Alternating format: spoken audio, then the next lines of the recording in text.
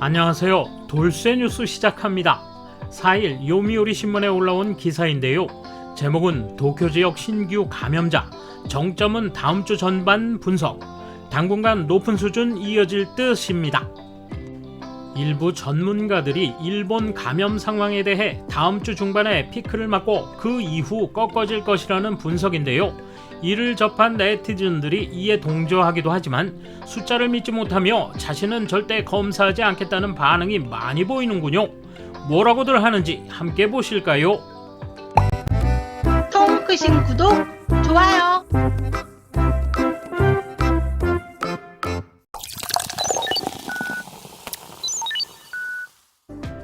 코로나19의 감염 확대 속도가 둔화되고 있는 가운데 제6파의 피크가 다가오고 있다는 연구 보고가 나오기 시작했다. 다만 감염자 수는 당분간 높은 수준이 계속될 것으로 보여 전문가들은 3차 백신 접종의 가속화를 호소하고 있다. 교토대 연구팀은 한 명의 감염자가 몇 명에게 옮길지를 나타내는 시료 재생산 지수를 분석했다.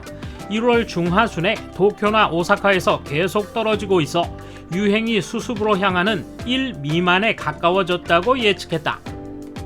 같은 대학의 니시우라 교수는 제6파의 피크가 가까워지고 있을 가능성이 있다라고 지적한다. 나고야 공업대의 히라타 교수는 AI를 사용해 도쿄도 내의 신규 감염자 수를 예측했다. 그 결과 이번 주말 전후에 최근 한 주간 평균 하루 1만 7천 명이 되어 그 후 감염자는 천천히 감소, 2월 하순에 1만 3천 명 전후로 보합세가 된다고 예측했다. 히라타 교수는 피크는 다음 주 전반에 하루 2만에서 2만 5천 명 정도가 될 것이다 라고 분석했다.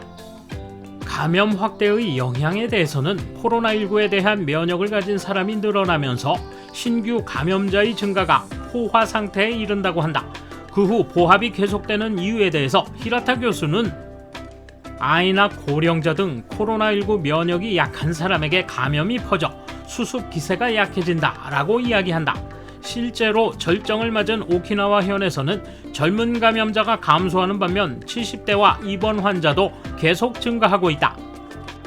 향후 각지에서 피크를 맞이해도 마찬가지로 고령 환자나 입원이 증가할 우려가 있다. 보다 감염력이 강한 다른 계통의 오미크론이 국내에 퍼질 가능성도 지적되고 있다.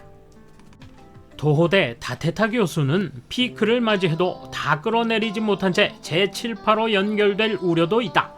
환기 등 기본적인 감염 대책과 함께 3차 백신 접종을 가속화할 필요가 있다고 강조했다.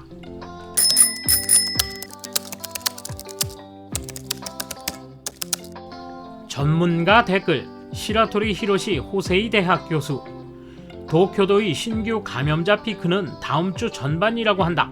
아마도 어제 도쿄도의 새로운 긴급사태 선언을 요청하기 위한 기준이 이런 점을 감안한 상태에서 긴급사태 선언을 아슬아슬하게 하지 않느냐, 이보다 더 나빠지면 할 것인가 하는 라인의 기준을 제기한 것일 것이다. 고이케 지사는 정치가다. 그 정치가로서의 판단이 놀랍다. 상당히 높은 새로운 기준을 설정함으로써 긴급사태 선포를 앞두고 경제활동의 유지를 노리겠다는 그 정치적 판단은 지금까지의 낮은 병상 사용률로만으로 행동을 제한해야 한다는 생각보다 도민의 이해를 얻을 수 있을 것이다. 그러나 바이러스는 사람의 의사와는 별개다. 제대로 된 백신 접종이 필요하다. 곧 시료 재생산 지수가 1.0을 밑돌기 때문에 감소 경향이 될 가능성이 높습니다. 대책이 나와도 시료 재생산 지수 추이에 아무런 변화가 없고 음식점 시간 단축에 의미가 없다는 것이 증명되었습니다. 전문가가 아니더라도 다음 주 전반 무렵에 절정에 달할 것 같은 것은 짐작할 수 있습니다. 보도해 주셨으면 하는 것은 전문가의 의견이 아니고 그것을 받아 나라나 도 등의 지자체 혹은 후생노동성 등이 어떻게 움직이려고 하는지라는 것입니다. 왜 그게 안 돼요? 3차 백신 접종을 가속화해야 하는데 부스터 접종 후 이스라엘의 상황을 전혀 보도하지 않게 된 것은 왜? 감염자나 희생자 수가 늘고 있다. 그렇다면 효과는 한정적이라고 할 수 있지 않을까? 최근의 치사율은 0.05% 정도이고 평균 연령도 수명 정도일 뿐 피크가 언제인지 관계없이 좋아지지 않았습니까? 제 직장 동료의 초등학생 아이가 조금 열이 나고 기침을 해서 학교를 쉬게 했지만 검사는 받지 않게 한답니다. 섣불리 검사를 받고 양성 판정이라도 되면 그 여자도 남편도 일을 쉬어야 하고 아이의 같은 반 아이들과 그 가정에까지 영향을 미치기 때문입니다. 중소기업 직원 중에서 느긋하게 일을 쉴 수 있는 사람은 지금 세상에 거의 없다고 생각합니다. 저도 절대 검사는 안 받을 것이며 이런 사람이 되게 많을 것 같아요. 발표된 양성자 수 따위는 빙산의 일각에 지나지 않는다고 생각합니다. 제로 리스크를 요구하며 동조 압력을 가하는 인간이나 회사가 감염자는 악이라는 풍조를 만드는 것에 의해서 다소 증상이 있어도 검사하지 않고 있는 사람의 수는 아마 상상 이상으로 많을 것이다. 지금의 PCR 검사 양성 결과로는 감염력 있는 양성자를 판정할 수 없기 때문에 원래부터 신규 감염자 수로 수습 방법을 찾는 것은 무리다. 나도 만약 가벼운 증상이 있다면 검사도 하지 않을 것이며 아무에게도 말하지 않고 생활할 것이다. 얼마 전 로이터에서 이버맥틴이 효과가 있다고 보도했지만 일본 보도에서는 전혀 찾아볼 수 없습니다. 이버맥틴이 효과가 있다고 인정하면 다른 쪽 약이 필요 없어져 약국이나 의사를 비롯한 관계자의 이익이 나오지 않기 때문에 보도되지 않거나 인정하지 않은 겁니다. 결국 다른 사람의 생명보다 일부 사람의 이익이 우선되는 세상인 것이죠. 2년 이상 귀찮은 코로나와 싸우고 있다. 언제까지 이런 상태가 계속될 것인가? 앞으로도 코로나는 여러 변이종을 만들어 나갈 것이다. 이번에는 스텔스 오미크론이 우려되고 있다. 세 번째 백신이 효과가 있을 거라고는 도저히 생각되지 않는다. 왜냐하면 해외에서도 3차, 4차 백신을 맞는데 효과를 못 봤다. 일본은 3차 백신 접종을 서두르고 있다. 그래서 감염자가 줄어들 줄 아는가? 백신의 부작용, 중장기적인 영향을 생각하면 오미크론에 대해서는 각자가 감염 방지 대책을 하면서 집단 면역 획득, 치료약 확보, 진료체제 확보라는 통상의 대응을 유지해야 한다.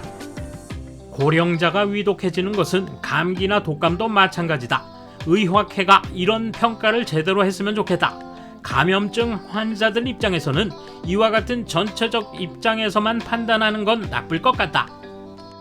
어제 요양시설에 입주한 90대 할머니가 코로나 양성 판정을 받았습니다. 요양시설에서 클러스터가 발생한 것 같습니다. 피크를 맞이해 서서히 감염자가 줄어들었다고 해도 지금까지 감염이 적었던 고위험군의 감염이 증가해 갈지도 모릅니다. 또한 의료인이나 간호종사자의 감염이 증가하면 시설의 기능 유지가 어려워지게 됩니다. 10만 명이라고 해도 실제의 감염자는 20에서 30만 정도이고 반대로 정말로 의료를 필요로 하는 사람은 수천 명 정도다. 이제 보통 감기가 되어버렸으니까 전수 파악은 무의미하다고 본다. 머지않아 수습되니까 아무것도 두려워할 것은 없다. 그런 것보다 코로나로 늦어진 일본 사회의 IT화가 훨씬 심각하다고 생각한다. 자연의 물결을 보고 정점을 알아내는 연구라면 고생할 필요도 없겠지. 그러나 이 물결은 인위적인 요인으로 높아지거나 낮아지는 종류다. 솔직하게 이 이상 검사를 할 수 없기 때문에 통계상의 계측은 이제 한계입니다. 라고 말하는 편이 성의가 있어 보인다.